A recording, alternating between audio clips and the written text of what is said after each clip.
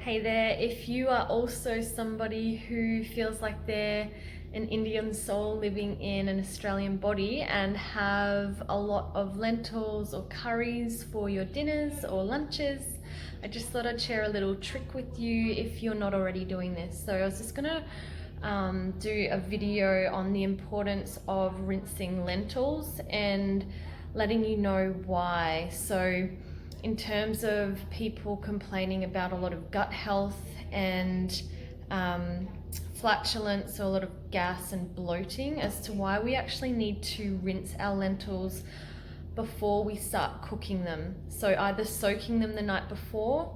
With the red lentils, you can just rinse them just before cooking.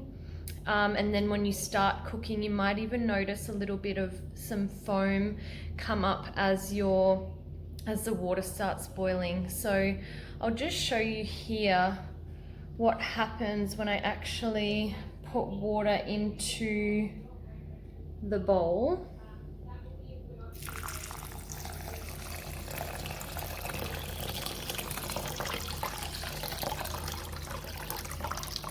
So I'm not sure if you can actually see that it goes quite murky.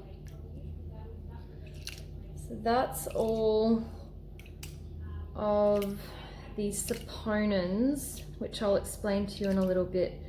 They're being released when the lentils are being mixed with water. So I'm gonna rinse this until it goes clear. So I'll just find my strainer and I'll try and show you as I'm doing it. I'll see if I can hold it and do it at the same time. So you can see quite how white and murky that is. We want it to actually be running quite clear. So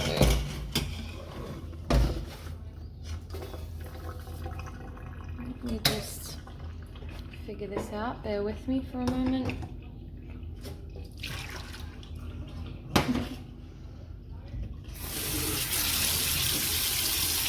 Right. So I like to just put my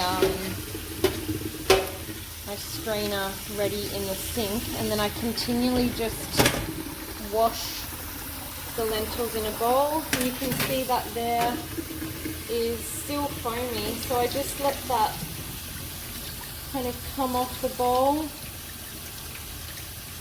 and then I'll rinse again. So I'll fill up the bowl, and then I'll eventually use the strainer when I can see that the water starts to go a little bit more clear.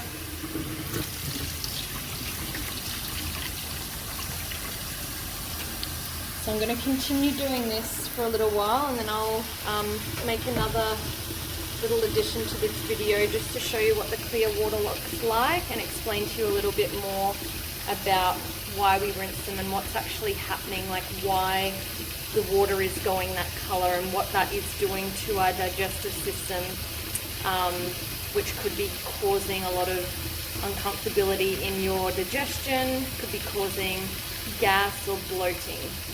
So you can see here now that the water is quite clear, and then I'm just going to strain these off. And with the red lentils in particular, just even soaking them in a bit of water kind of allows them to cook much quicker. It's like they've already kind of got that absorption of the water. So I'll rinse out here, and even when I get it into the strainer, I'll rinse it again just to make sure I've got all those bits off the outside of the lentils. So this took me a little while, like maybe 4 or 5 rinses with the water, and so this can depend on the quality of lentils that you're using as well. So the real reason that I'm putting this together is really just to raise that awareness for gut health, and I know that sometimes I can suffer from a bit of a weak digestion, so that if that isn't you, if you've got a really strong digestion, you might find this interesting anyway, and to start to incorporate some of these techniques in your cooking if you use a lot of legumes. So not just lentils, but things like kidney beans or chickpeas, oats, quinoa, even those ones that, you know, are insidiously healthy, if they're not prepared properly, they can become quite a problem in the gut over time. So saponins are found in different kinds of foods, like I just mentioned, and the word saponin itself is actually derived from a Latin word called soap. So when I was washing the lentils in the bowl before and it was coming up with that white substance, that is because when the lentils are mixed with water, much like when we mix soap with water, it suds up, so it releases that substance called saponins, and that's really difficult for the body to digest. So that is the reason that I did this little video, just to raise that awareness that you might be thinking you're cooking healthy food, but if you're not actually preparing it properly, what effect that might have on the body.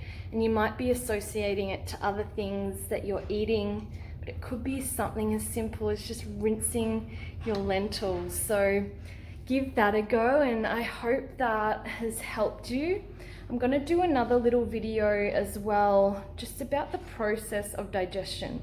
So if you're a healthcare worker, or if you're just regular person wanting to understand gut health, it's really nice to come back to the simplicity of what's actually happening as soon as I eat my food. So I know we can look into all of these different things as to what foods are working for us or not working for us, but if we come back to the basics of how does the body even digest any food we eat. So tune in for that video, and if this is helpful, I look forward to doing a few more things like this, just randomly. And yeah, you might even get some little recipe tips in there as well. So if you are watching the whole of this video, you'll see the final product of what I'm cooking, which is a red lentil dahl with spices, and then some sauteed carrots and kale with some cumin papadums. So anybody can make it. I love cooking. Personally, if you don't love cooking, that's okay. You can just watch or get inspired or pass it on to someone who does love cooking. So thank you for watching.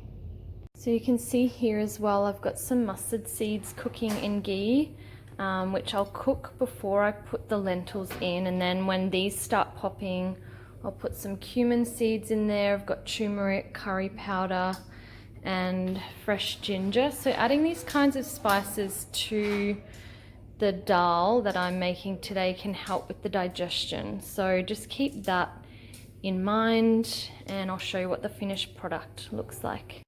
So just at the moment, I have in here the fresh ginger, the mustard seeds and cumin seeds, and I'm just stirring the lentils to incorporate those flavors. Might even add a little bit of salt. If you have hing, which is an Ayurvedic kind of salt, you can add that in there. And then I'll add the turmeric and curry powder. You might even like to add coriander powder if you have any as well. So what you can see here is me just sauteing some carrots in ghee, and I have the cumin powder there as well. Got some kale prepared to pop in just at the end, and I'm also cooking some papadums. So got my lentils on. I'll try not to burn myself. But you can see how these little papadums cook up all right, and I love kind of timing things in the kitchen. So using the time I have in between to either be cleaning or to be preparing the next little part of the food adventure. So these are super delicious. So I've got this cooking in ghee as well, and ghee is just another one of my allies that I use in cooking because it has one of the highest smoke points. So when it is cooking foods, it's not destroying them or causing cancer causing agents or properties, whatever they kind of rave about in those magazines. So yeah, it's not changing the structure of the ghee as such when it's coming to a high smoke point. So if you've never heard of ghee before, I encourage you to have a little bit of a play around of making it or buying it and cooking your meals in it. I use it as a replacement for olive oil when I'm cooking at high temperatures. It's a little bit of ASMR work here, listening to that, or what do you call it when you're looking at it and it's quite pleasing to the eye. I actually just love watching these papadums puff up. So I will keep you posted as I have been.